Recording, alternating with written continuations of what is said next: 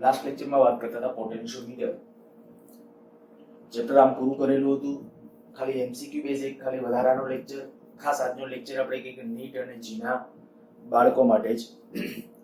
શરૂઆતમાં કેટલીક વાત કરીએ છીએ પોટેન્શિયોમીટર માટેની. પોટેન્શિયોમીટર વાળા જે પ્રશ્નો પૂછાય છે નીટ જી, બરાબર, એના માટે ફોકસમાં રાખીને.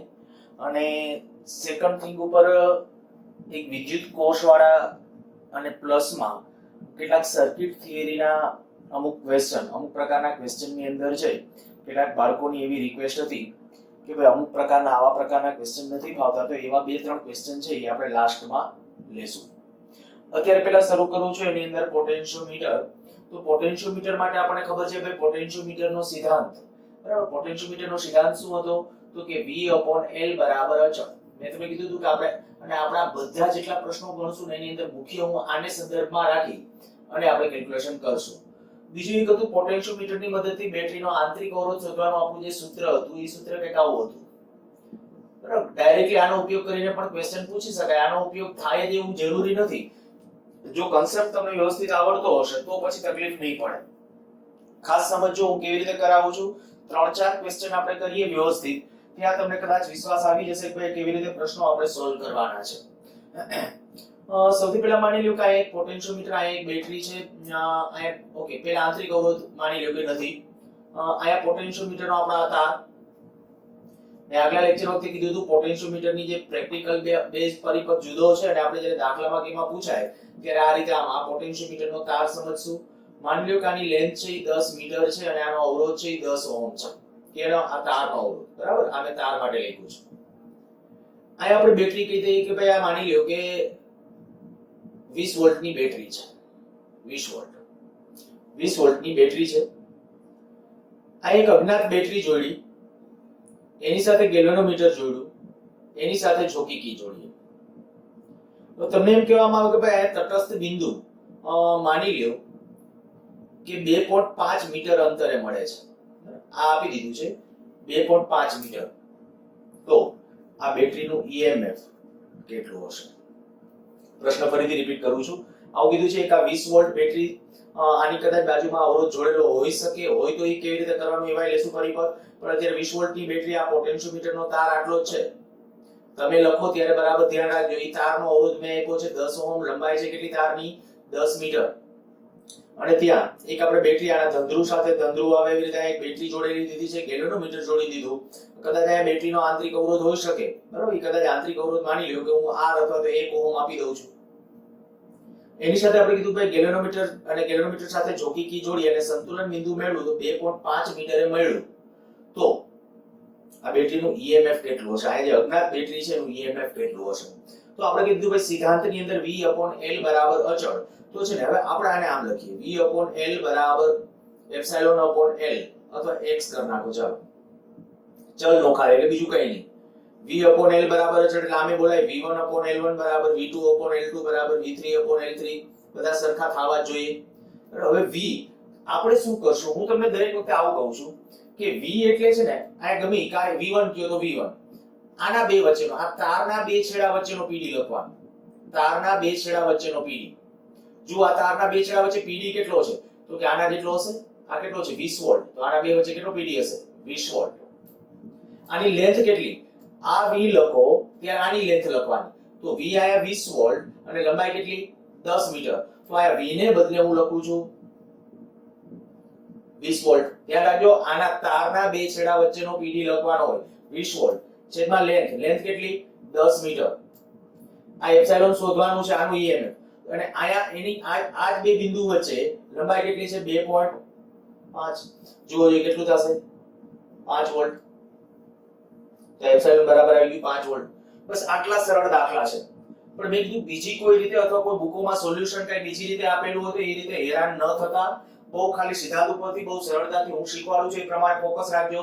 ચાલો આવી રીતે આમ લઈએ. માની લ્યો કે આપણે એક બેટરી, આ બેટરી કીધું છું 24 વોલ્ટની, આયા 2 ઓહમ નો અવરોધ, પાછો આપણે અહીંયા તાર, દાખલા તરીકે અહીંયા તાર આપણે કનેક્ટ કરી, અહીંયા બિંદુ A આયા B, આ 10 મીટર અને 10 ઓહમ અવરોધ છે માની લ્યો 10 મીટર. આ તાર અહીંયા આપણે જે તો એક પ્રકારે તાર માની લો કે આપણે બેટરી જોડી દીધી અને બેટરી જોડી ત્યાં આપણે કહીએ કે ગેલ્વેનોમીટર અને ગેલ્વેનોમીટર સાથે જોકી કી જોડી. અહીંયા માની લઈએ કે ભાઈ આપણે બેટરી જોડેલી છે 5 વોલ્ટની, તો આ x કેટલું મળે? આ x બરાબર કેટલું? ક્વેશ્ચન સમજાઈ ગયો હશે તમને. તો સેમ વસ્તુ ચાલીએ કે ભાઈ આપણે એમ કહીએ કે ભાઈ આના બે છેડા વચ્ચેનો PD, જો આપણે લખી નાખું છું V/L બરાબર ε/x. V એટલે આના બે વચ્ચેનો PD, તો આના બે વચ્ચે PD કેટલો? જો આગલી સર્કિટ થિયરી તમને વ્યવસ્થિત રીતે ફાવે છે તો તાત્કાલિક તમે કહી શકશો કે આ 24 વોલ્ટ છે, અહીંયા 2 ઓહમ નો અવરોધ છે અને આ તારનો અવરોધ કેટલો છે? 10 ઓહમ. તો 10 ઓહમ આ અવરોધ, 2 ઓહમ આ, ટોટલ આટલા લૂપનો અવરોધ કેટલો? આટલા લૂપનો તો 12 ઓહમ. 12 ઓહમ 24 વોલ્ટ આને જોડો કેટલો પ્રવાહ વહે? તો પ્રવાહ કેટલો વહેશે? પ્રવાહ 2 એમ્પિયર, કારણ કે વોલ્ટેજ 24 છે. ટોટલ આટલો અવરોધ કેટલો આવ્યો? 10 ઓહમ આ તારનો અવરોધ અને 2 ઓહમ આ, તો 12. 12 એટલે 24 ભાગ્યા 12 કરશો તો 2 એમ્પિયર, એટલે પ્રવાહ વહેશે 2 એમ્પિયર. જો પ્રવાહ 2 એમ્પિયર વહે તો આને આપણે કહીએ આનો ફરી પાછો આનો અવરોધ કેટલો? 10 ઓહમ અને પ્રવાહ કેટલો? 2. તો અહીંયા આપણે કહી શકીએ આ બે બિંદુ વચ્ચેનો PD કેટલો આવશે? 20 વોલ્ટ. ફરીથી એકવાર રિપીટ કરું છું, આ મગજમાં ધ્યાન રાખજો, હું આના બે વચ્ચેનો PD લખું છું. અને જો મેં કીધું થોડી સર્કિટ થિયરી આમે સારી હોય તો ડાયરેક્ટલી ખ્યાલ આવશે. આપણે આને થોડી વાર ભૂલી જાવ છો, આને ભૂલી જાવ. અહીંયા આપણે કીધું એ પ્રમાણે આટલી લંબાઈ છે 10 મીટર, અવરોધ 10, આ બે, તો આ 10 આ બે 12, એટલે આપણે એટલી ખબર પડી કે અહીંયા જે અવરોધ છે એના કરતા 5 ગણો અવરોધ છે. અહીંયા જે અવરોધ છે એના કરતા અવરોધ 5 ગણો છે. તો PD એવી રીતે થવો જોઈએ કે અહીંયા જે એના કરતા PD અહીંયા 5 ગણો આવે. તો 6 ભાગ કરી નાખવાના પહેલા. આના 6 ભાગ કરી નાખો ને તો 6 ભાગ કરો, કારણ કે આપણે 5 ભાગ આયા, 1 ભાગ આયા, 6 ભાગ, તો 6 ભાગ તો 4, તો અહીંયા PD આવશે 4 વોલ્ટ, બાકીનો અહીંયા આવશે 20 વોલ્ટ. આ બીજી રીત. જે રીત અનુકૂળ આવે એ પ્રમાણે, અથવા મેં પહેલા કીધું હતું પ્રવાહ વાળું, તો પહેલા પ્રવાહ ગણના આટલા લૂપ. તો I બરાબર V/R. V એટલે આટલું, R એટલે 12, 2 એમ્પિયર પ્રવાહ આવ્યો. પ્રવાહ આવ્યા પછી હવે અવરોધ ગુણ્યા પ્રવાહ કરી નાખો તો PD મળી જશે. તો એ 20 વોલ્ટ. લંબાઈ કેટલી? 10 મીટર. એપ્સિલોન કેટલું? તો એપ્સિલોન આ 5, અહીંયા x. x છે એ ફાઇન્ડ આઉટ કરો. અહીંયા કેટલું રહ્યું જોવો જોઈએ. તો x બરાબર 5/2. x બરાબર 5/2, એટલે 2.5. પણ આ આન્સર ખોટો છે. વિચાર શું કામ ખોટો છે? ટેકનિકલી બધું સાચું કર્યું છે, છતાં તમને એમ લાગે કે આની અંદર કઈ ભૂલ નથી. મેં ભૂલ કરેલી છે, ઇન્ટેન્શનલી કરેલી છે. મેં જ્યારે કીધું ત્યારે તમને આવું કીધેલું હતું કે આ જે બેટરી જોડો ને ત્યારે બેટરી ફરજિયાત રીતે, આ જે બેટરી છે આયા ધન હોય ત્યારે ફરજિયાત આયા ધન આવવો જોઈએ, બરાબર? આ બેટરી પ્રોપર મેનરમાં નથી. આયા આનો અર્થ એવો થાય કે x નું મૂલ્ય મળી શકે નહીં. x નું મૂલ્ય વ્યાખ્યાયિત ન થાય. તમે આ જ રીતે પેલા ભૂલ સાથે લખજો, એટલે તમને જ્યારે વાંચો ત્યારે દરેક વખતે ખ્યાલ આવે કે ભાઈ આવા પ્રકારે ક્યારેક કદાચ આપી દે, પણ પાછા ઓપ્શનમાં આપ્યું હોય, ઓપ્શનમાં પહેલો ઓપ્શન આ 2.5 હોય અને લાસ્ટમાં પાછો આવું કહી દીધું હોય કે x નું મૂલ્ય ન મળે અથવા અવ્યાખ્યાયિત છે તો વ્યાખ્યાયિત ન થાય. ઓકે, નેક્સ્ટ લઈએ. માની લો કે આપણે કે આ પોટેન્શિયોમીટર, એની બેટરી, અહીંયા પોટેન્શિયોમીટર નો તાર, અહીંયા બેટરી છે માની લો કે 36 વોલ્ટ ની, અહીંયા 3 ઓહમ નો અવરોધ છે. અહીંયા આપણે કહી દઈએ કે ભાઈ આ 9 ઓહમ અવરોધ અને 4 મીટર લંબાઈ, 9 ઓહમ અવરોધ 4 મીટર લંબાઈ ધરાવતો આ પોટેન્શિયોમીટર નો તાર, હું આની સાથે જ્યારે બેટરી જોડી દઉં છું, એની સાથે ગેલ્વેનોમીટર G જોડી દઉં છું, જોકી કી. માની લો કે અહીંયા આપણે કહીએ ભાઈ કે આ બેટરી છે એનું EMF 4 વોલ્ટ છે. અહીંયા કદાચ અવરોધ આપે તો ભલે, ન આપે તો એનાથી કોઈ ફેર નથી પડતો. તમને ખબર છે જ્યારે તમે તટસ્થ બિંદુ મેળવશો ને, આની અંદર જ્યારે તમને તટસ્થ બિંદુ મળે, તટસ્થ બિંદુ, ત્યારે ગેલ્વેનોમીટરમાંથી કોઈ પ્રવાહ ન વહેતો હોય, અને પ્રવાહ ન વહેતો તેનો અર્થ એવો થાય કે અહીંયા રહેલા અવરોધનો કોઈ રોલ હોતો નથી. એટલે એ અવરોધ હોય તોય ભલે, ન હોય તોય ભલે, કદાચ આપ્યો હોય તો મૂંઝાવાની જરૂર નથી. અહીંયા એકલો આપ્યો હોય ત્યારે, બરાબર? પછી બીજી પરિસ્થિતિઓ આપણે જોશું. પાછા અહીંયા આવી જાવ. પહેલા તો મને આના બે વચ્ચેનો PD કહી દો. V/L બરાબર ε/x. આ બીજો આપણે, ઓકે, આપણે માની લ્યો કે મારે આ ગણતરીમાં લેવું છે, આ x નું મૂલ્ય ગણવું છે, આ x ગણવું છે. તો અહીંયા આપણે શું કરશું? તો જેમ આપણો સિદ્ધાંત છે એ જ, કે v/l પણ એપ્સિલોન અપોન આ જે એપ્સિલોન લેશું તો x તરીકે તમને આ મળે. અહીંયા છે હું x ડેશ લઈ દઉં છું આટલું માપ. આપણે અહીંયા શોધવું છે x. ધ્યાન રાખજો આપણો ક્વેશ્ચન આપણે મેળવવું છે x કે આ મૂલ્ય કેટલું મળશે. પ્રશ્ન ગમે એ પૂછી શકે છે. અચ્છા હવે અહીંયા જો વાત છે કે પહેલા તો મળે કે ન મળે સમજો તો કે મળે. આ ધ્યાન રાખજો આપણે મોટા ભાગે આવું કર્યું કે જે બાજુ ધન હોય ત્યાંથી આનો ધન શરૂ કરતા, પણ એવું ન કરો, ઋણ સાથે ઋણ શરૂ કરીને કરો ને તો પણ આન્સર મળે. એટલે કદાચ આવું જ કે આવો કોઈ સર્કિટ આવે તો મૂંઝાવાની જરૂર નથી. જે રીતે આપતા હોય એ જ રીતે. પણ શરત એટલી આના બે વચ્ચેનો પીડી કે આ લેન્થ આવે તો આ x ડેશ કરવાનો. આ એપ્સિલોન તો આ બે બિંદુ વચ્ચેની લેન્થ તમને મળે એટલે x ડેશ. આ epsilon upon x dash v/l. v ચાલો આના બે વચ્ચેનો પીડી. આયા 9 ઓહમ છે, આયા 3 ઓહમ છે. આયા જે પીડી આવે એના કરતા આયા 3 ગણો આવવો જોઈએ. આયા જે 3 ઓહમ અવરોધ છે, આયા બીજું કીધું 9 ઓહમ છે. આયા જે પીડી આવે એના કરતા આયા 3 કારણ કે અવરોધ 3 ગણો છે. તો શ્રેણીમાં આપણે પ્રવાહ સરખો હોય તો વોલ્ટેજ કેટલા ગણો થાય? વોલ્ટેજના સમપ્રમાણમાં હોય. v બરાબર આયા. સર્કિટ થિયરી આવડતી હશે તો બહુ સિમ્પલ આજે સમજાવું છું. v બરાબર આયા. આયા આપણે મેં કીધું એ પ્રમાણે પ્રવાહ આમાં જેટલો હશે એટલો જ પ્રવાહ આમાં છે. પ્રવાહ જો બેની અંદર સરખો છે તો v પ્રોપોર્શનલ ટુ r ના સમચલન. તો આના અવરોધ કરતા આનો અવરોધ 3 ગણો છે. તો આયા pd કરતા આયા pd 3 ગણો થવો જોઈએ. તો 3 ગણો આયા 1 આયા એટલે 4. આના 4 ભાગ કરી નાખો 9. તો આવું થઈ જશે. આયા 9 વોલ્ટ રહેશે. 9 નો આયા 3 ગણો કરી નાખો 9 3 27 વોલ્ટ એટલે v બરાબર આવશે 27 વોલ્ટ. ધ્યાન રાખજો કેવી રીતે લખું છું એ ખ્યાલ આવી જવો જોઈએ. એવું લાગે તમે તમારી સ્પીચમાં તમારા શબ્દોમાં લખજો કે આ v કેવી રીતે મેળવીએ છીએ. તો v બરાબર 27 l. l એટલે લેન્થ. તો આ લેન્થ કેટલી હતી? 4 મીટર. બરાબર. એપ્સિલોન કેટલું? 4 વોલ્ટ. અહીંયા બેટરી જોજો ઋણ સાથે ઋણ જ હોવો જોઈએ એ રીતે. તો આ 4 છેદમાં x ડેશ. તો x ડેશ બરાબર કેટલું આવશે? x ડેશ બરાબર 16/27. આ x ડેશ મળ્યું. તો આપણે તો ગણવાનું હતું x. તો x બરાબર કેટલું? તો x બરાબર 4 - 16/27. જે આન્સર આવે એ આન્સર લખી નાખ્યો. તો આ થઈ ગયો આપણા માટેનો આન્સર. જો ખરેખર બહુ સિમ્પલ છે, પણ મેં કીધું એના સર્કિટ ને આવી આમ આકૃતિઓ જોઈને જો ગભરાઈ જશો તો પોટેન્શિયોમીટર વાળા નહીં આવે. બરાબર. બહુ સરળતાથી રેફરન્સ બુકોમાં ગમે તે રીતે ગણ્યો હોય બધું ભૂલીને આ રીતે કરજો. બધા દાખલા આ રીતે સોલ્વ કરી શકશો. હજી થોડા આગળ વધીએ.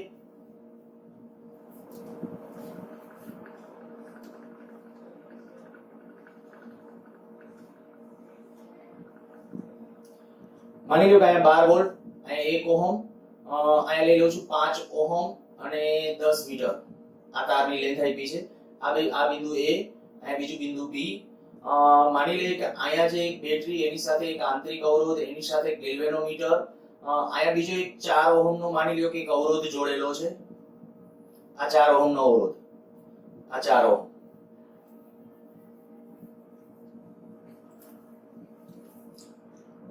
અહીંયા આપણે કહીએ કે ભાઈ આ 1 ઓહમ, આ 5 વોલ્ટની બેટરી, x કેટલું મળે?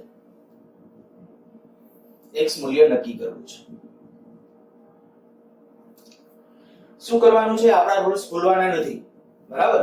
આપણો રૂલ્સ એટલે આ v/l બરાબર અચળ. તો અહીંયા એપ્સિલોન, કારણ કે હવે તમને એ ખબર પડી જશે કે જ્યારે અહીંયા ગેલ્વેનોમીટર જોડી જોકીને આમ સરકાવી સંતુલનમાં આવશે, ગેલ્વેનોમીટરમાંથી વહેતો પ્રવાહ 0, આમાંથી વહેતો પ્રવાહ 0 થશે, પણ બેટરીમાંથી વહેતો પ્રવાહ 0 નહીં થાય. કારણ કે આટલી લૂપને કારણે આમાંથી પ્રવાહ વહેવાનો છે. બરાબર. આટલી લૂપમાંથી આમાંથી પ્રવાહ વહેવાનો છે. જો આટલી લૂપમાંથી અહીંયા પ્રવાહ વહેવાનો હોય તો એ ટર્મિનલ વોલ્ટેજ જ હશે. તો એને v ડેશ કયો તો સારો. v ડેશ છેદમાં આ જે છે અંતર x.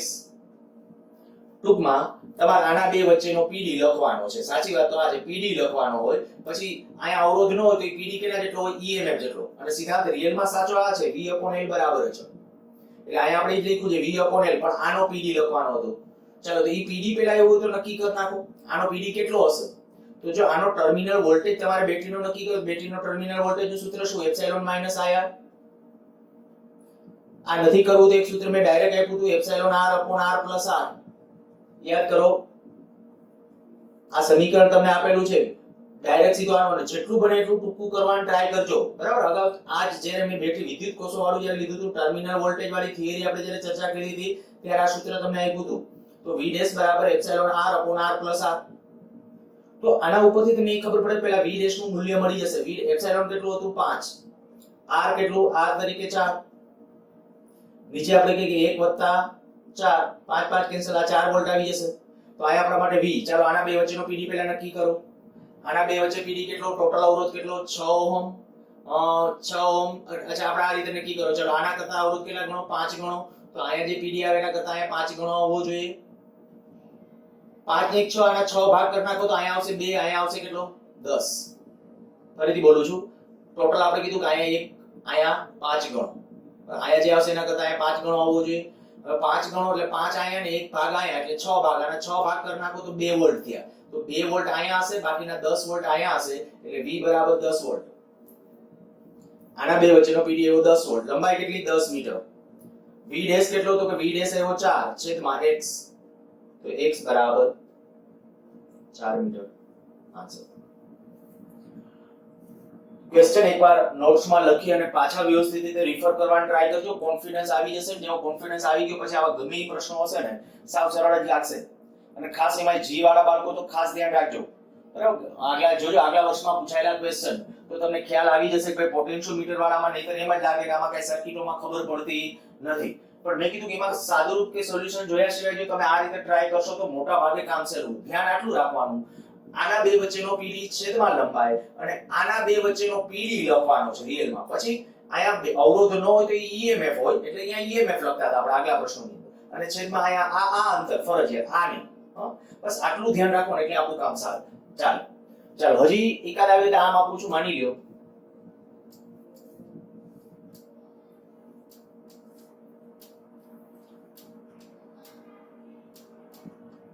અમ 6 વોલ્ટ 1 ઓહમ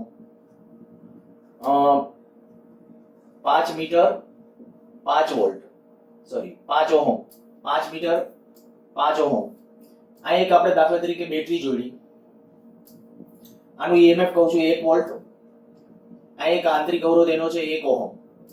માની લો કે હજી એક બેટરી જોડી આયા, એનો આંતરિક અવરોધ છે 1 ઓહમ પણ એ 2 વોલ્ટની બેટરી છે. એની સાથે ગેલ્વેનોમીટર જોડ્યું અને સંતુલન બિંદુ મેળવી x કેટલું.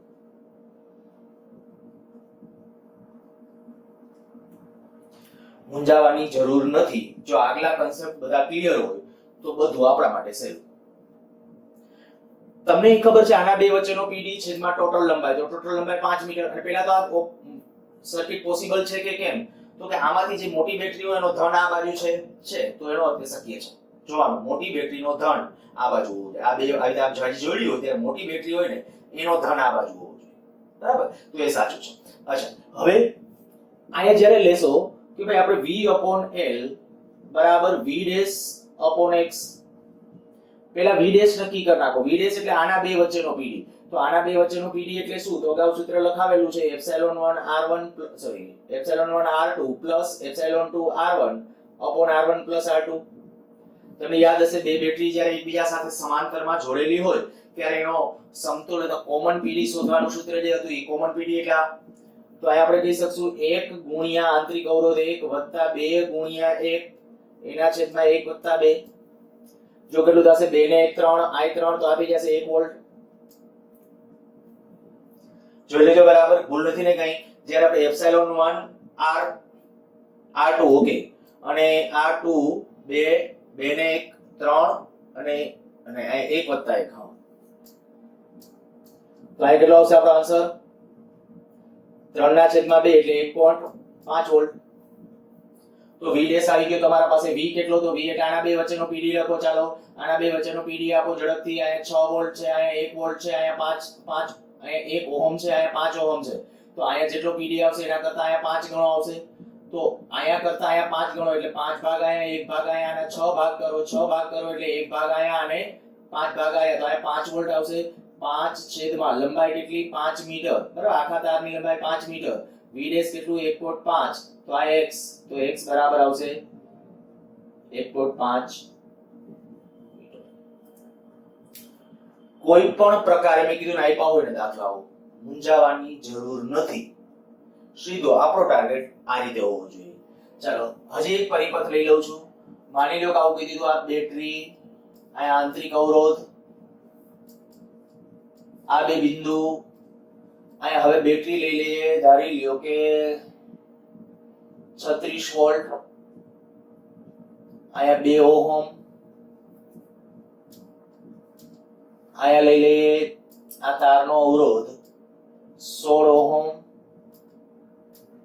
અને લંબાઈ લઈ લઈએ 10 મીટર. માની લ્યો કે અહીંયા જ્યારે બેટરી, અહીંયા એક આંતરિક અવરોધ પ્લસમાં અહીંયા એક બાહ્ય અવરોધ, એની સાથે ગેલ્વેનોમીટર. અહીંયા કહી દઉં છું, માની લ્યો કે અહીંયા 4 ઓહમ, અહીંયા આપણે કહીએ કે 5 વોલ્ટ, આ આર, અને અહીંયા દાખલા તરીકે ત્યારે સંતુલન બિંદુ. ઓકે, પહેલા તો આપણા માટે અહીંયા ચાલો સંતુલન અહીંયા માની લઈએ કે આપણને મળે છે 3 મીટર. બરાબર, આ 3 મીટર ત્યાં સંતુલન મળે છે. તો આર કેટલો? આ બેટરીનો આંતરિક અવરોધ કેટલો? હવે આપણા પાસે જે રૂલ્સ છે, એ રૂલ્સને જો ડાયરેક્ટ અત્યારે હું પહેલા ફોલો કરું છું તો આપણે કહીએ કે V/L બરાબર V dash upon x. V કેટલું? ચાલો આના બે વચ્ચેનો PD પહેલા લખાવો. આના બે વચ્ચેનો PD બોલો. અહીંયા 2 ઓહમ છે, અહીંયા 16 ઓહમ છે, એટલે અહીંયા જે આવે એના કરતા અવરોધ કેટલા ગણો? 8 ગણો. તો અહીંયા PD આવે એના કરતા 8 ગણો, 8 ને 1 9, તો 9 એટલે આના 9 ભાગ કરો તો 4. અહીંયા આવશે PD 4 અને અહીંયા આવશે એ કેટલો આવશે? 8 ગણો કીધું ને આપણે, 8 તો 8 4 32 એટલે 32 વોલ્ટ આવશે. V બરાબર 32 વોલ્ટ. છતાંય સાદુરૂપ તમારી રીતે ચેક કરજો. ત્યાં આવશે આના બે વચ્ચે PD આવશે 32 વોલ્ટ. લેન્થ L, L કેટલી? તો અહીંયા સુધીની આ લેન્થ હતી 10 મીટર, આ 10 મીટર. V ડેશ એટલે PD, તો આના બે વચ્ચેનો PD કેટલો? બરાબર, આ PD આપણે V ડેશ અત્યારે હું એમ રાખું છું. X કેટલું? X એટલે 3 મીટર, આ 3 મીટર. જો કેટલું થશે આ? તો કે V ડેશ બરાબર 32 એટલે આ 96 એટલે 9.6 થયું. 9.6 વોલ્ટ. ફરીથી શું કર્યું છે મેં? આ V ડેશ એટલે આ V ડેશ ને સૂત્રનો કરતા બનાવ્યો તો આ 32 ગુણ્યા 3 એટલે 96 થશે. 96 ભાગ્યા 10 એટલે 9.6. તો આ V ડેશ, પણ V ડેશ નું સૂત્ર એટલે V ડેશ એટલે શું? આના બે વચ્ચેનો PD. તો કે આના બે વચ્ચેનો PD એટલે તો ટર્મિનલ વોલ્ટેજ. ટર્મિનલ વોલ્ટેજ નું સૂત્ર લખી નાખો, epsilon R upon R plus R બરાબર 9.6. તો આ એપ્સિલોન કેટલું? એપ્સિલોન છે 5, R કેટલો? 4, R plus 4 9.6. Okay, R plus 4 બરાબર 20 ભાગ્યા 9.6. 20 ભાગ્યા 9.6 R પ્લસ 4, તો અહીંયા થશે કંઈક આટલું 200 ભાગ્યા 96 R પ્લસ 4. તો અહીંયા R બરાબર 200 ભાગ્યા 96 માઈનસ 4. જો કે આ જે જવાબ આવશે એ જવાબ ખોટો આવશે. એટલા માટે ખોટો કરતા એમ કહું કે આ પરિસ્થિતિ શક્ય નથી. આ 3 મીટરે સંતુલન બિંદુ ન મળે. કેમ ન મળે? આ કેમ મને ખબર પડી? તો કે R છે એ નેગેટિવ આવે. R નેગેટિવ આવે છે એનો અર્થ શું થાય? તો કે અહીંયા તમને જે આ સંતુલન બિંદુ 3 મીટરે નહીં મળતું હોય, બીજા કોઈ બિંદુ પાસે મળતું હશે. જો એ તમારે નક્કી કરવું છે કેટલા, દાખલા તરીકે તમને કીધું 1 મીટરે મળે છે. ચાલો જો આ 1 મીટર કરી નાખું છું. આ 1 મીટર, આ 1 મીટર. તો 1 મીટર એટલે આ કેટલું થઈ જશે? 3.2. આ 3.2 આ થઈ જશે 3.2. અહીંયા પાછું 3.2. તો R પ્લસ અહીંયા પાછું આપણે કહીએ કે 3.2. તો 200 ભાગ્યા 32, 200 ભાગ્યા 32 માઈનસ 4. તો 32 ચોકું એટલે 120 ને 128. 200 માંથી 128 બાદ કરો, 200 માંથી 128 બાદ કરશો એટલે રહેશે 172. R બરાબર તો એ થઈ જશે R એટલા ઓહમ. બરાબર, છતાંય સાદુરૂપ તમારી રીતે આખું ચેક કરજો. પહેલા આપ્યું હતું મેં ખોટું એટલે ઇન્ટેન્શનલી આપણે એ કહીએ કે ભાઈ ખરેખર 2-3 મીટરે સંતુલન શક્ય નથી. એટલે જ્યારે R નેગેટિવ આવે તે સમજી લેવાનું. આ તો અત્યારે તો હું મારી રીતે બધી રકમો બનાવું છું ત્યારે આવા કદાચ ક્યાંક મિસઅન્ડરસ્ટેન્ડ એક્ઝામમાં આપશે ત્યારે કમ્ફર્ટેબલ બધા આંકડાઓ હશે અને ત્યારે એ વસ્તુ એક ધ્યાનમાં સતત રાખવાનું છે કે આંતરિક અવરોધ કોઈ દિવસ નેગેટિવ હોઈ શકે નહીં. તો અહીંયા તમને આંતરિક અવરોધનું મૂલ્ય મળી ગયું એટલે આંતરિક અવરોધ પૂછી શકે. અચ્છા, આ નહીં અને હું આમાં દાખલા તરીકે આ સૂત્ર વાપરું તો શું થાય છે જરાક જુઓ. આ સૂત્ર વાપરું છું R બરાબર કેપિટલ R. કેપિટલ R કેટલો? 4 ઓહમ. તમને એમ થાય કે આમાં લંબાઈ L1 ને L2 ક્યાં લેવા છે? લંબાઈ L1 અને L2 તો એ નથી આપી. ધ્યાન રાખજો આ. એટલે દરેક વખતે આવો કેટલાક વિચારીને બેઠા રહેતા નહીં કે આપણે આજે લેન્થ L1 અને L2 તો આ એનાથી પોસિબલ નથી.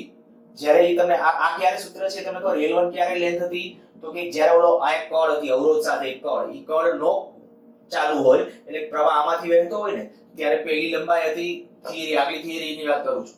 અને જ્યારે પછી આપણે બીજી કળ પાછી બીજી વખત ત્યાંથી કળ પ્રેસ કરી પ્રવાહ ચાલુ કરીને સંતુલન બિંદુ L2 હતું. ટૂંકમાં અત્યારે આ સૂત્રનો ઉપયોગ પોસિબલ નથી. બરાબર, તો આ આટલી વાત.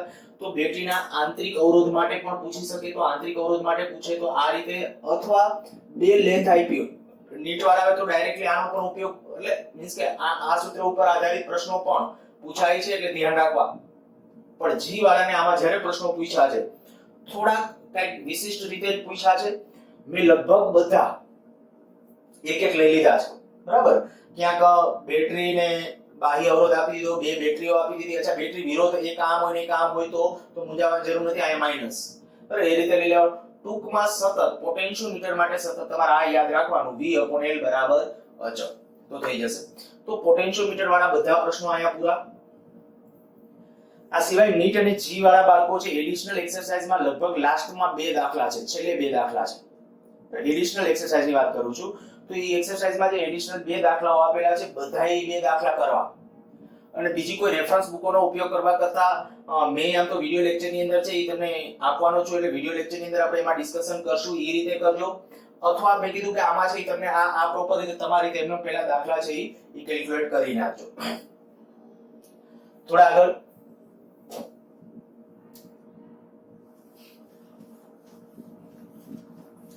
પોટેન્શિયોમીટર વાળા જેટલા પ્રશ્નો આવે એમાં V/L બરાબર અચળ પહેલા એ ઉપયોગ કરી લેવાનો. બરાબર, બીજું એક આ જોવાનું, જો આનાથી સહેલું પડી જતું હોય, બે લેન્થ આપી હોય ને તો આ સૂત્ર આંતરિક અવરોધ શોધવાનું છે એ તમને સહેલું પડી શકે. જેટલા પોટેન્શિયોમીટર વાળા પ્રશ્નો મળે એને સોલ્વ કરવાની ટ્રાય કરજો. કદાચ તમારાથી 90-95% પ્રશ્નો એમનેમ સોલ્વ થઈ જશે.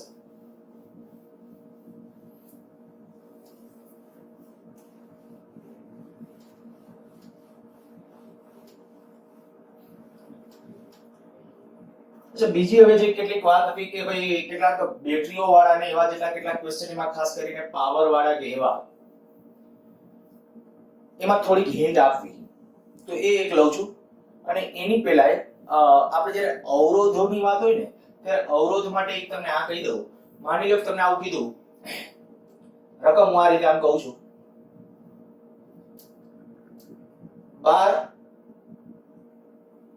12 ઓહમ અવરોધ અવતાર વર્તુળાકાર વાળેલ છે.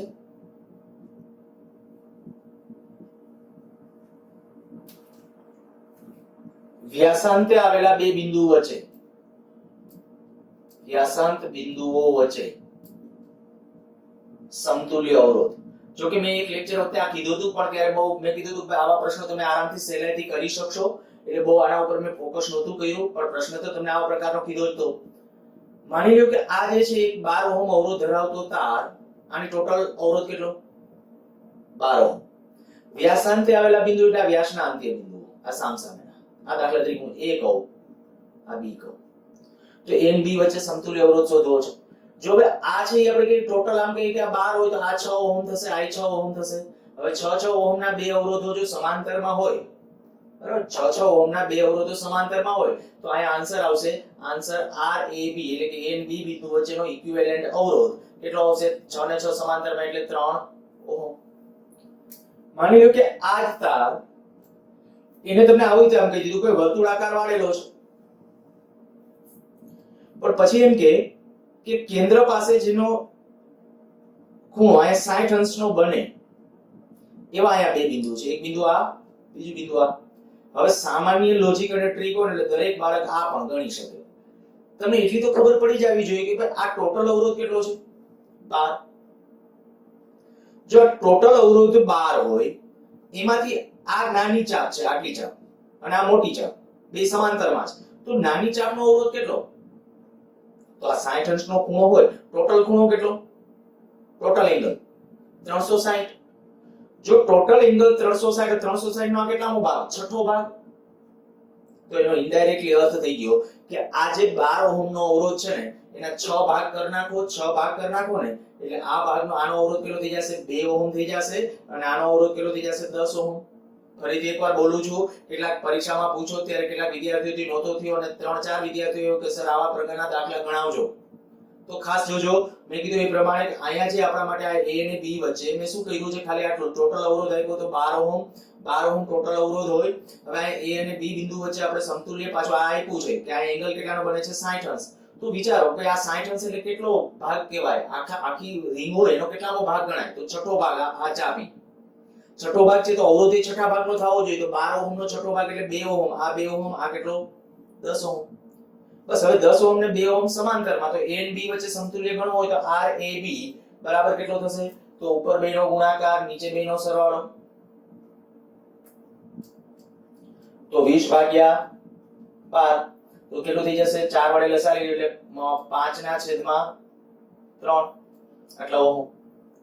કોઈ પણ રીતે ગમે એટલાનો ભાગ કીધો હોય તો હવે આ રીતે ગણજો એટલે હવે તમારા થશે. આ સિવાય માની લો કે આવી રીતે આમ કે આવું કરી દીધું છે. આ 12 ઓહમ અવરોધ ધરાવતો તાર છે. કુલ આ બધામાં 12 અવરોધ જ લો, 12 ઓહમ જ લેવું છે.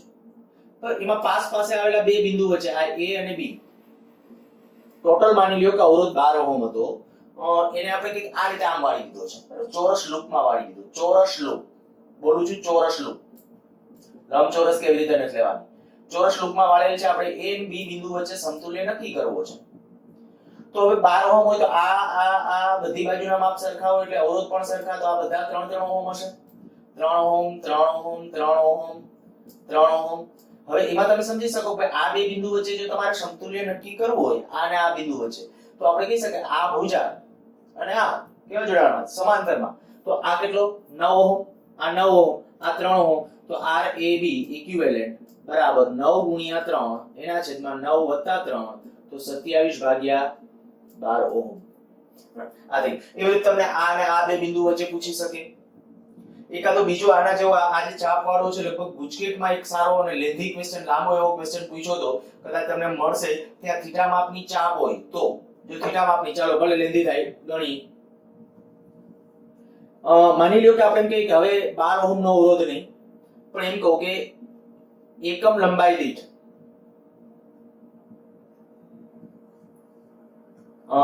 અવરોધ, એકમ લંબાઈ દીઠ અવરોધ કેટલો લઉં? રો.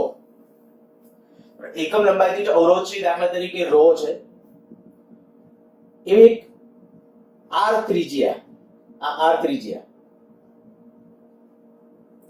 R હવે અવરોધ નથી. એક કામ કરું, આને હું સ્મોલ r કરી નાખું એટલે બહુ મિસઅન્ડરસ્ટેન્ડિંગ ન થાય. એકમ લંબાઈ દીઠ અવરોધ આપેલો છે આનો, આખી લૂપનો. ત્રિજ્યા આપી છે R. પ્રશ્ન આપણો આ રીતે કે તો આ દાખલા તરીકે આ થીટા માપની ચાપ અને ત્યારે આ બિંદુ A અને B, RAB કેટલું? A અને B બિંદુ વચ્ચે સમતુલ્ય અવરોધ કેટલો? શું જશો, કેવી રીતે જશો? તો તમને આ ખબર પડી જવી જોઈએ કે ભાઈ આ બે બિંદુ વચ્ચે સમતુલ્ય જોઈતો હોય તો પહેલા તો આપણે આટલા ચાપની લંબાઈની જરૂર પડશે. ચાપ બરાબર ત્રિજ્યા ગુણ્યા ખૂણો. વર્તુળ માટે સૂત્ર તમને ખ્યાલ છે. તો મારે જો આ ચાપની લંબાઈ જોઈતી હોય તો ચાપ બરાબર ત્રિજ્યા ગુણ્યા ખૂણો. આની લંબાઈ કહું છું, આની લંબાઈ L1 કહું, આની લંબાઈ L2 કહું છું. તો L1 કેટલું? સોલ્યુશન ની અંદર પહેલું કામ આપણે આ કરીએ. L1 કેટલું? ચાપ બરાબર ત્રિજ્યા, ત્રિજ્યા એટલે R, ખૂણો કેટલો? થીટા. L2 કેટલું? આ મોટી ચાપની લંબાઈ, તો ત્રિજ્યા R, ખૂણો કેટલો? 2π - થીટા. 360 એમાંથી થીટા બાદ કરશો, આ L2 થયું. તો હવે બે અવરોધો સમાંતરમાં, એક અવરોધ આ બાજુનો R1 કહો, ઓલો R2 કહો, બરાબર? એ બે સમાંતરમાં છે. તો આપણે જ્યારે સમતુલ્ય લખવો છે, સમતુલ્ય અવરોધ એટલે હું આમ લખું 1/r બરાબર 1/r1 + 1/r2. આપણે આ બેનો કયો? આ R2 છે, આ અવરોધ R1 હોય તો 1/r ઇક્વિવેલન્ટ બરાબર 1/r1 + 1/r2. અચ્છા, આને બદલે જે આમ લખીએ રો L/A. હવે રો એટલે એકમ લંબાઈ દીઠ અવરોધ. અહીંયા રો આપ્યો છે, ધ્યાન રાખજો. તો અહીંયા તમે શું લખશો? Row L1. મારે આટલાનો અવરોધ લખવાનો તો હું ફરીથી બોલું છું, આટલાનો અવરોધ આપણે લખવાનો હતો, તો એકમ લંબાઈ દીઠ અવરોધ ρ હોય તો આટલાનો અવરોધ કેટલો થશે? ρL1 plus 1/R2. R2 એટલે આનો અવરોધ, તો એની લંબાઈ તમારે જરૂર પડશે. એની લંબાઈ કેટલી? L2. હવે એકમ લંબાઈ દીઠ અવરોધ હતો ρ, તો ρL2. આમાંથી ρ કોમન નીકળી જશે, 1/R equivalent 1/R equivalent બરાબર, જો ρ ને આપણે બારે લઈ plus L2 upon L1 L2 આવું થશે, તો R equivalent બરાબર ρ L1 L2 upon L1 plus L2. અચ્છા L1 કેટલું? L1 ની આપણે કિંમત આ નક્કી કરી R થીટા ગુણ્યા R 2 pi minus થીટા એના છેદમાં L1 plus L2 ટોટલ માં. L1 plus L2 એટલે ટોટલ લંબાઈ થશે. ટોટલ લંબાઈ ડાયરેક્ટ લઈએ તો 2 pi R. સીધું ડાયરેક્ટ લખવું હોય તો બાકી બેના સરવાળો કરશો તો ઈ જ આવશે 2 pi R. બસ હવે આમાંથી જેટલું કેન્સલ થતું એટલું કેન્સલ કરો, બાકીનો આન્સર ρ upon 2 pi, એક R કેન્સલ કરી નાખ્યો છે, બાકી R theta 2 pi minus theta આ થઈ જશે R equivalent. મેં કીધું પ્રશ્ન કઈ રીતે પૂછવો ને પરીક્ષક ઉપર છે. તમે જોઈ શકો છો, ખાલી મેં એક વર્તુળાકાર ચાપ લઈને એક તાર લઈને આડાવડો વાળ્યો, પછી આમાં તમને શ્રેણી સમાંતર એટલે કે આપણે તારને એમ તમને એમ કહી દીધું કે ભાઈ આ રીતે, દાખલા તરીકે આ જે તાર છે બરાબર, આખો તાર હતો માની લો, એ આખા તારને આપણે પહેલા વર્તુળાકાર વાળ્યો, ત્યારે અવરોધ અને ચોરસ લૂપમાં વાળો ત્યારે એના પાસેના બિંદુઓ વચ્ચે મળતા અવરોધનો ગુણોત્તર કેટલો, તો દાખલો થઈ ગયો નીટના લેવલ. તો આવા પ્રકારના પ્રશ્નો પણ તમારે ધ્યાનમાં રાખવા બરાબર. તો આ કે આપણા વર્તુળાકાર ચાપ ને એના રિલેટેડ. આ સિવાય હજી કોઈ તમને એવા કોઈ ડાઉટ્સ કે એવું કંઈ હોય તો કે જો સર્કિટ થિયરી વાળો પાર્ટ છે ખૂબ અગત્યનો, નીટ માટે, જી માટે, જો કે ઈસે ગુજકેટ માટે પણ એટલો જ કામનો જ છે, પણ વધુ પડતો તમને કહું નીટ અને જી માટે કામનો છે. તો તમને અમુક પ્રકારના દાખલાઓમાં વારે ઘણી ભૂલ કરતા હો તો જો ઈ મર્યાદા કદાચ બધા સ્ટુડન્ટની હશે તો આપણે બનશો કદાચ એવું બને કે ભાઈ એના રિલેટેડ છે તમે પ્રશ્નો મોકલજો તો એનો નાનકડો એકાદો લેક્ચર પણ લઈ આપીશ. અને હવે જે આપણે વાત કરીએ એક બેટરીના EMF ની ને એની. બેટરીનો પાવર P બરાબર VI, પાવર P બરાબર I²R, પાવર P બરાબર V² upon R. જુદા જુદા ઇક્વેશન આપણે કેટલાક ભણી ગયા છીએ. જ્યારે બેટરી સાથે કોઈ અવરોધ કે કનેક્ટ કરેલો હોય ત્યારે પાવર અને કાર્યક્ષમતા વાળો એક મુદ્દાની આપણે ખાસ ડિસ્કશન કરવી હતી. માની લ્યો કે કોઈ એપ્સિલોન EMF એનો આંતરિક અવરોધ છે અને એની સાથે હું એક બાહ્ય અવરોધ જોડું છું. આ દાખલા તરીકે 2 ઓહમ, આ બાહ્ય અવરોધ દાખલા તરીકે 0.5 ઓહમ અને આ 10 વોલ્ટની બેટરી. હું 3 સર્કિટ એકી સાથે લઉં છું. ચાલો એક પાછી બેટરી પાછી એના જ રાખીએ, 10 વોલ્ટ 2 ઓહમ. આ હું અવરોધ જોડું છું 2 ઓહમ નો. ત્રીજી પરિસ્થિતિ લઉં છું,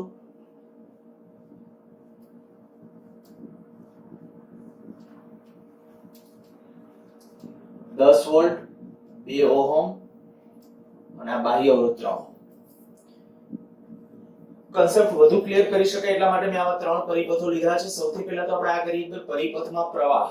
જો આ પરિપથની અંદર પ્રવાહ I નું મૂલ્ય મારે નક્કી કરવું હોય તો I આ બાજુ હશે, કેટલો હશે? I બરાબર વોલ્ટેજ કેટલા, તો કે 10 ભાગ્યા અવરોધ કેટલો 2.5, તો આ થઈ જશે 4 એમ્પિયર. આમાં પ્રવાહ ગણો, પ્રવાહ I બરાબર V upon એટલે 10 ભાગ્યા 2 વત્તા 2 4 એટલે 2.5 એમ્પિયર. આયા પ્રવાહ ગણીએ, I બરાબર 10 ભાગ્યા 2 વત્તા 3 તો થઈ જશે 2 એમ્પિયર. દરેકે દરેક કિસ્સામાં પ્રવાહ ગણી લીધો. પછી બીજું આપણે આ કરીએ, પાવર P in મીન્સ કે બેટરી વડે પૂરો પડાતો પાવર. બરાબર, P in લખ્યું છે, તમારા શબ્દમાં લખો તો બેટરી વડે મળતો પાવર, બેટરી વડે પૂરો પડાતો પાવર. પાવર P બરાબર VI. 2 વોલ્ટની બેટરી હતી, પ્રવાહ કેટલો 4, તો આપણે કહી શકીએ આ 40 વોટ. અચ્છા આયા P in ગણી, V into I. V કેટલા વોલ્ટ 10, પ્રવાહ કેટલો 2.5 તો કેટલો આવશે 25 વોટ.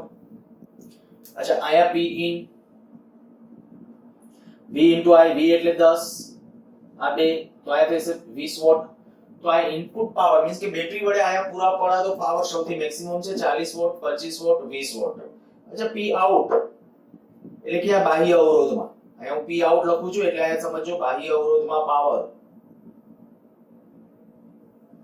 બાહ્ય અવરોધમાં પાવર. જો બાહ્ય અવરોધની અંદર પાવર જોઈએ છે તો બાહ્ય અવરોધની અંદર I2R. જો I2R પ્રમાણે આ એટલે પ્રવાહ કેટલો 4 તો 4 નો વર્ગ, અવરોધ કેટલો છે બાહ્ય અવરોધ 0.5 તો 4 નો વર્ગ 16 16 ગુણ્યા 0.5 એટલે 8 તો 8 વોટ. અહીંયા પી આઉટ તો પી આઉટ બરાબર I2R. I કેટલું છે 2.5 એનો વર્ગ ગુણ્યા R, અવરોધ કેટલો છે બાહ્ય અવરોધ 2 ઓહમ તો આ કેટલું થઈ જશે 5 નો વર્ગ 25 25 ગુણ્યા 2 એટલે 50 50 ભાગ્યા 4 12.5 કે વોટમાં છતાંય સાદુરૂપ આપજો 12.5 વોટ. આયા પાવર લઈએ પી આઉટ I2R. I પ્રવાહ છે ત્યાં આપણા માટે 2 એમ્પિયર 2 નો વર્ગ અવરોધ R તરીકે 3 તો 3 4 12 વોટ. જો 8 વોટ 12.5 ત્યાં 12.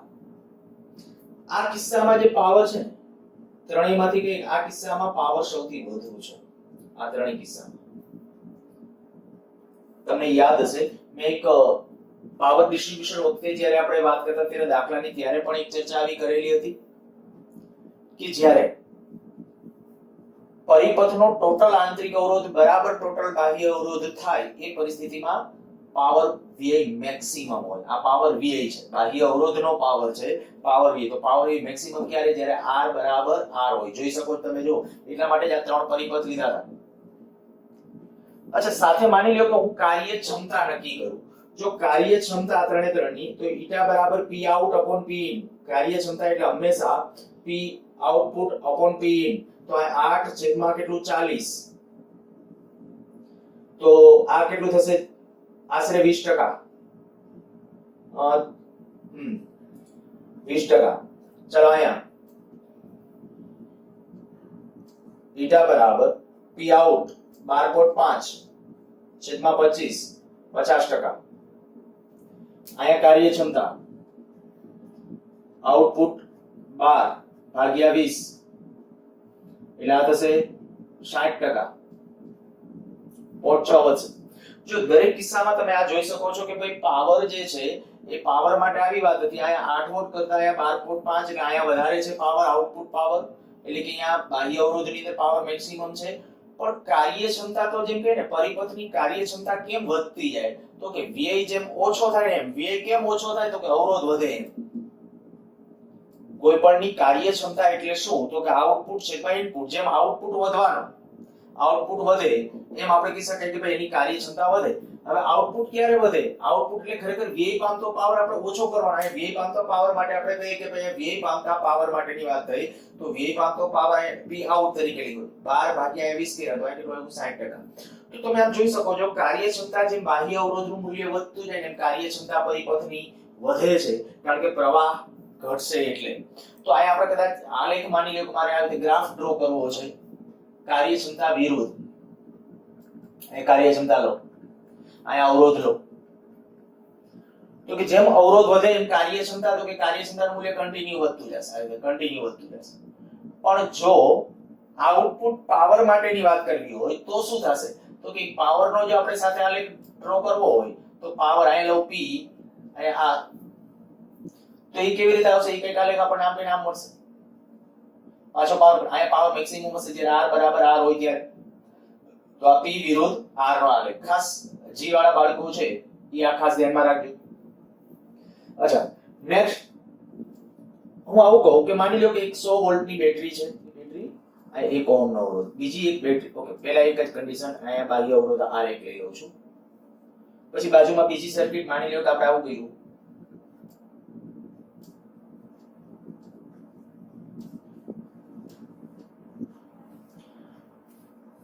આ માની લઈએ કે 100 વોલ્ટની બેટરી હતી 1 ઓહમ નો અવરોધ. આ ઈ જ બેટરી 100 વોલ્ટની આ 1 ઓહમ નો અવરોધ. આયા લઈ લઈએ આપણે કહીએ કે બે નહીં પણ 4 ઓહમ નો અવરોધ.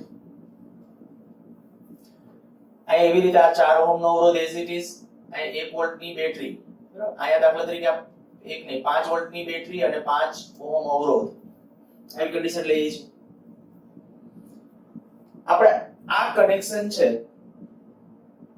શું કર્યું, આ એક ચોક્કસ વોલ્ટ ધરાવતી બેટરી એની સાથે બીજી બેટરી સહાયકમાં જોડી. હું એમ કહું કે આ 100 વોલ્ટ હતા, આ 100 વોલ્ટ અને પ્લસ અહીંયા બીજા 5 વોલ્ટ થયા, ખરેખર 105 વોલ્ટ થયા. તો શું આના બે વચ્ચે પોટેન્શિયલ ડ્રોપ વધશે ઘટશે? તમને એમ કહેવામાં આવે કે આના બે વચ્ચેનો પોટેન્શિયલ ડ્રોપ V હોય, આના બે વચ્ચેનો પોટેન્શિયલ ડ્રોપ અહીંયા V1, ચાલો પ્રશ્ન જ બનાવી નાખીએ છીએ, આપીએ આ V1, અહીંયા પોટેન્શિયલ ડ્રોપ, અહીંયા પોટેન્શિયલ ડ્રોપ V2. તો V1 અને V2 વચ્ચેનો સંબંધ આપણો ઓપ્શન આ રીતે, V1 બરાબર V2, V1 greater than V2 કે V1 લેસ ધેન V2. તો આ ધ્યાન રાખીએ, જ્યારે આ કન્ડિશન થઈ કે આના બે છેડા વચ્ચેનો PD મારે નક્કી કરવો છે, તો પહેલા પ્રવાહ નક્કી કરો. તો જો હું આ પહેલા કિસ્સામાં પ્રવાહ નક્કી કરું, પહેલા કિસ્સામાં પ્રવાહ I1 કહું, તો I1 બરાબર શું આવશે? તો I1 બરાબર આટલું આવશે 100/5, 4 + 1 અવરોધ એટલે આવશે 20 એમ્પિયર નો કરંટ આવશે. તો આપણે કહી શકાય પહેલો PD V1 નક્કી કરવો, તો V1 કેટલો? I1 * 4, તો 20 × 4 એટલે 80 વોલ્ટ. હવે એવી રીતે અહીંયા પ્રવાહ નક્કી કરો, I, જો પ્રવાહ I2 નક્કી કરું તો I2 બરાબર કેટલા વોલ્ટ છે? 10 + 5 105 વોલ્ટ, 10 + 5 105 વોલ્ટ. ટોટલ અવરોધ કેટલો? 4 ને 1 5, 5 ને 5 10, તો પ્રવાહ કેટલો આવ્યો? 10.5 એમ્પિયર.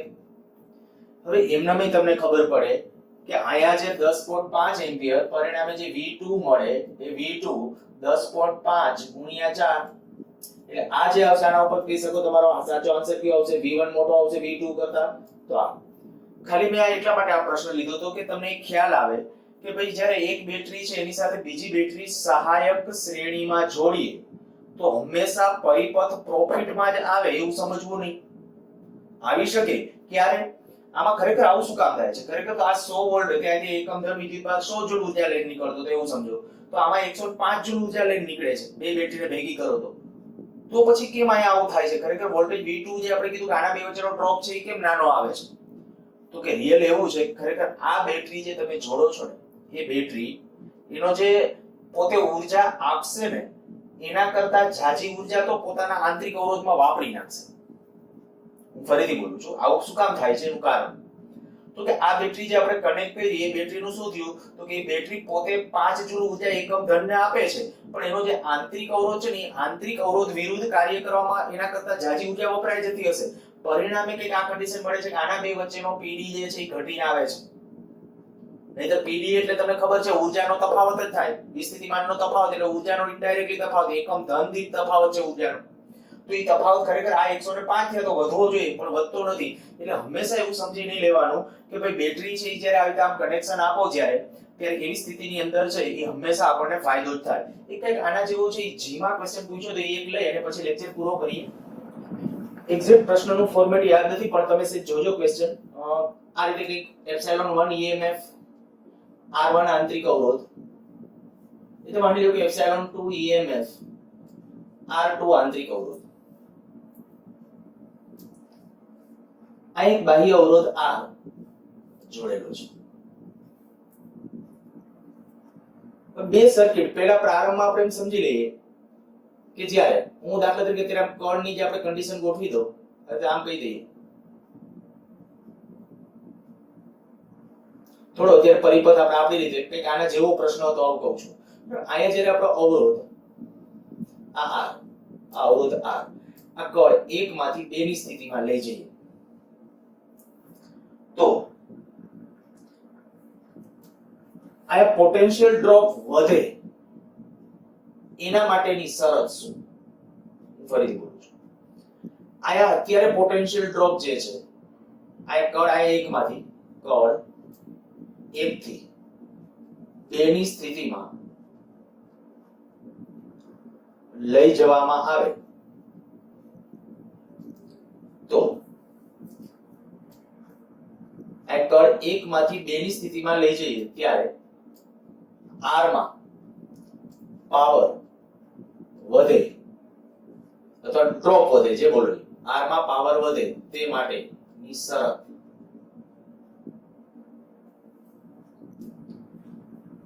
તો સીધી સરળતાથી જો તમારે શરતની કે એની વાત કરવી હોય ને તો સીધું આટલું કહી શકતા હોવા જોઈએ. આ હમણાં મેં કીધું એ પ્રમાણે કે ભાઈ આ એક બેટરી હતી, આ અત્યારે પેલા કન્ડિશન આની સાથે કનેક્ટેડ છે, ત્યારે આ સર્કિટ થઈ, આ અવરોધ એમને આની સાથે કનેક્ટ કરી દયો એટલે હવે આના જેવી પરિસ્થિતિ થઈ. તો હમણાં હું જે તમને કહેતો હતો કે ભાઈ આના કરતા પ્રોફિટ આ પરિપથ ફાયદામાં છે કે નુકસાનમાં, તો કે પરિપથમાં અહીંયા પાવર ઘટે છે, વોલ્ટેજ ઘટ્યા એટલે પાવર ઘટવાનો.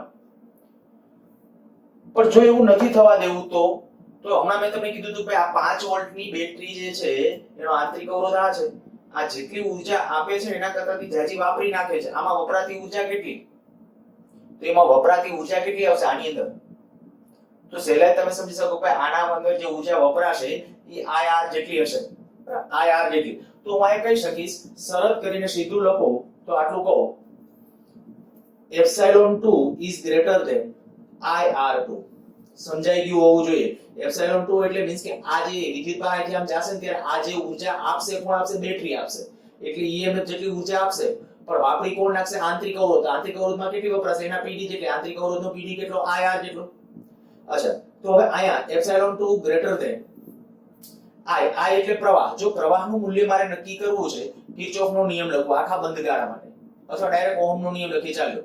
ઓહમનો નિયમ તો આપણે આમ થશે ઓહમનો નિયમ epsilon equivalent upon R equivalent plus R. epsilon equivalent કેટલું બે સહાયક સિરીઝમાં એટલે epsilon1 plus epsilon2, R equivalent એટલે R1 plus R2 plus R. તો આ પ્રવાહનું મૂલ્ય થયું અહીં લખી નાખીએ epsilon1 plus epsilon2, R1 plus R2 plus R into R2. આને અહીં લઈ લઈએ તો epsilon2 R1 plus epsilon2 R2 greater than okay plus epsilon2 R greater than epsilon1 R2 plus epsilon2 R2. હવે આમાં એક એક પદ કેન્સલ થતા હોય તો કેન્સલ કરી શકો. પહેલું આપણું આ પદ હતું epsilon2 R1 અને epsilon2 R2, ઈ પદ કેન્સલ થઈ જશે, આ પદ કેન્સલ થઈ જાય, બાકી જે વધ્યું એમાં epsilon2 R1 plus epsilon2 R greater than epsilon1 R1 sorry R2. અને આના ઉપરથી કંઈક આન્સર હતો, બરાબર. પછી કોઈને સૂત્ર ન કરતા બનાય કે એવી રીતે કંઈક શરતની અંદર આપેલું હતું. તો આ ધ્યાન રાખવું કે આવી રીતે કદાચ કોઈ ક્વેશ્ચન તમને પૂછે છે તો પરિપથ ત્યારે ફાયદામાં આવશે કે જ્યારે બેટરી પોતે ઊર્જા આપે છે એના કરતા આંતરિક અવરોધની અંદર વપરાતી ઊર્જા એ કેવી હોય, ઓછી હોય. તો સારું, મોસ્ટલી લગભગ આખું ચેપ્ટર અહીંયા પૂરું થઈ જાય છે. નેક્સ્ટ લેક્ચર વખતે મેઇન એક્સરસાઇઝ અને એડિશનલ એક્સરસાઇઝ આ આપવામાં આવશે.